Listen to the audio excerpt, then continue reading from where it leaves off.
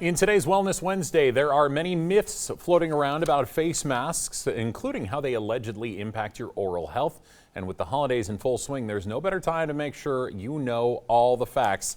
Here to answer questions you might have is Dr. Brooke Fukuoka from Your Special Smiles in Twin Falls. Doctor, thanks for being here today. Thank you for having me. Of course. First question for you. Let's break this down. Do face masks cause bad breath, cavities, or any other oral health issues? I have not been able to find any valid sources to say that that would be the case.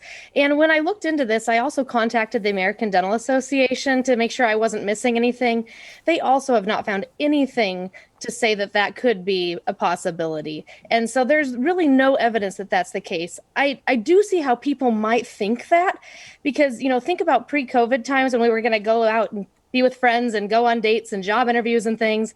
And you think that your breath smells, or maybe you ate a garlic sandwich at lunch or something and you're going back to work. And what do? You go, and you smell your own breath. Well, now we've got this mask on here. So for some of these people, it's the first time they're encountering their own breath on that, without mentally preparing themselves, going, they're just now smelling that and they're realizing what their breath actually smells like and then blaming it on the mask, not wanting to acknowledge that that might actually just be what their breath smells like up close and personal. Denial. Okay, I gotcha. And Christmas and New Year's, of course, right around the corner. If people are planning to celebrate, what are some of the ways they can keep their breath fresh and make mask wearing a little more comfortable? Absolutely. And I experienced that for myself as well. When I started wearing the mask all of the time, I noticed that flossing once a day was not enough for me. And so I think one of the things people really don't do as often as they should is floss their teeth.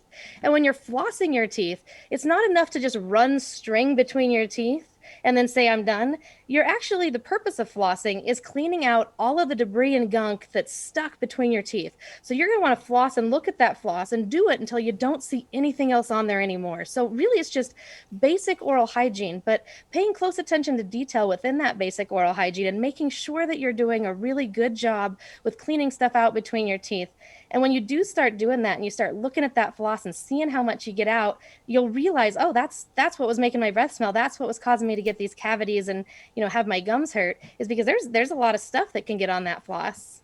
Gotcha. All right. And last question for you. COVID cases have been on the rise here in Idaho, especially in the last month. Is it safe to visit the dentist right now? And also after that, where can we find more information on doing that? Absolutely.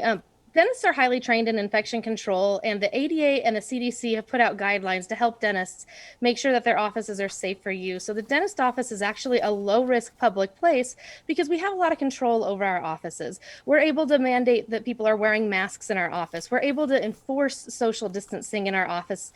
We have all these infection control protocols to be able to keep you safe that you may not find in some other public places. So in the dentist office, we are a lower risk place.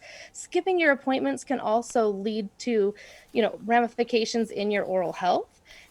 For all people, I think it's a great idea to ask your dentist. If you have any doubts, ask your dentist if they feel like it is safe for you to come into the office, because of course every person is unique and every situation is unique. I focus my practice on very unique patients. And so I would say that if you have any doubts about the safety, contact your dentist and ask them their thoughts. Also, you can go onto the ISDA's website. They have a lot of information about coronavirus. But in almost all cases, the risks of not going to your dental appointment are actually greater than the risks of going to your dental appointment when it comes to your overall health. That makes sense. All right, doctor, thanks for being here, and we'll be right back.